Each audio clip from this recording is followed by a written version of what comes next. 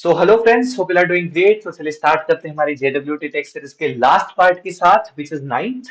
And आज का जो टॉपिक है वो एक कंसेप्चुअल टॉपिक होगा, थ्योरेटिकल होगा, जिसमें हम ये जानेंगे कि हम क्या प्रिवेंटिव मेजर्स ले सकते हैं हमारे JWT टोकन्स को सिक्योर करने के लिए। तो चलिए स्टार्ट करते हैं।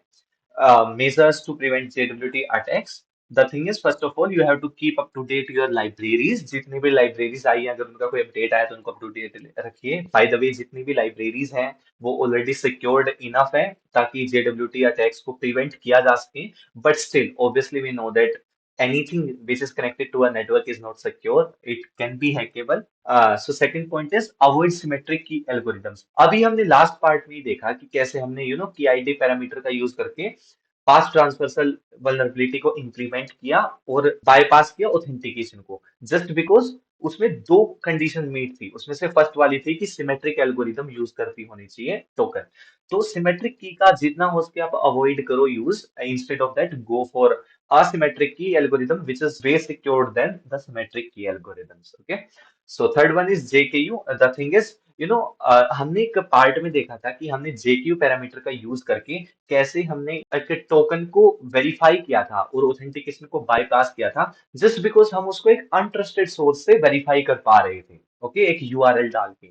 तो अगर आप JKU का यूज कर रहे हो तो आप प्रॉपर व्हाइट लिस्ट का यूज करो ताकि अनट्रस्टेड सोर्स को अवॉइड किया जा सके और ट्रस्टेड सोर्स यानी कि जो ट्रस्टेड यूआरएल है सिर्फ उससे ही हम वेरिफिकेशन परफॉर्म करें, right. Fourth one is, related to key, which is we had done in the last part only. Handle path transversal properly. तो path transversal की जो vulnerability है उसको proper handle करो. Okay. Then fifth one is use the given functions, decode and verify. इसका मतलब कि जो libraries ने तुमको functions दे रखे हैं प्रोग्रामर्स ने, भाई उनको यूज करो ना। जैसे कि हमने फर्स्ट पार्ट में practicals, which is I guess third video थी जो, हाँ, तो उसमें हमने देखा था कि कैसे प्रोग्रामर्स कई बार सिर्फ डिकोड का यूज करते हैं, वेरीफाई का यूज नहीं कर सकते हैं। तो उसमें हम कैसे ऑथेंटिकेशन को बाईपास कर पा रहे थे JWTs का यूज करके, ठीक है। तो अगर वहां पे वो वेरीफाई फंक्शनैलिटी को भी इंप्लीमेंट कर दें, इस फंक्शन वेरीफाई फंक्शन को भी इंप्लीमेंट कर दें जो डिकोडिंग के बाद JWTs को वेरीफाई भी करे, तो यार वहां पे ऑब्वियसली बात है JWT अटैक्स परफॉर्म ही नहीं हो पाएंगे, ठीक है।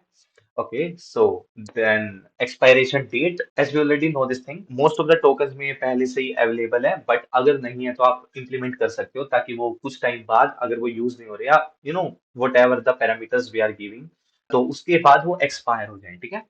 Then avoid sending tokens via URLs. तो यूआरएल्स के थ्रू टोकन्स को सेंड करना बंद करो, उसको अगर वो रिक्वेस्ट में जा रहे हैं ना तो इट शुड बी हिडन, वो यूआरएल में नहीं आनी चाहिए।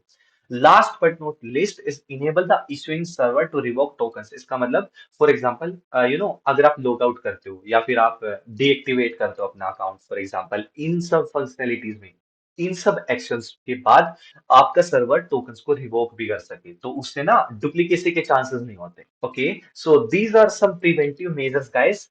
So please, follow these thing. If you are a developer, if you are a JWT developer, you can follow these attacks so that you can avoid the JWT attack. Okay, so thank you so much guys. तो इसी के साथ हमारी JWT attack series complete होती है। And अगर आपने इतनी JWT कर ली है तो आपको JWT के ऊपर बग हंटिंग करना इनफ है, because you have enough knowledge to start with the JWT attacks. Okay, so thank you so much, guys. Happy hacking. Keep growing. Bye bye.